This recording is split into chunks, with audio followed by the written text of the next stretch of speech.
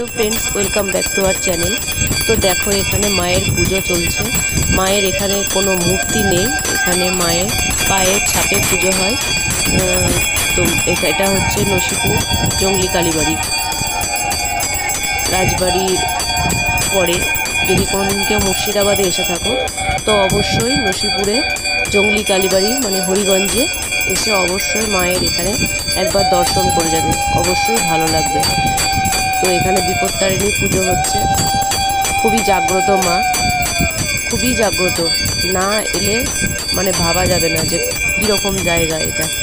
খুবই সুন্দর, যা মানুষের মনে কামনা থাকে, বাসনা থাকে, সেটা মা পূরণ করে দেয়।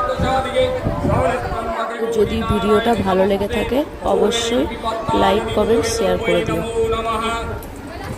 সবাই হাতে একটু ফুল নিয়ে একটু বোধ কথাটা শুনবেন।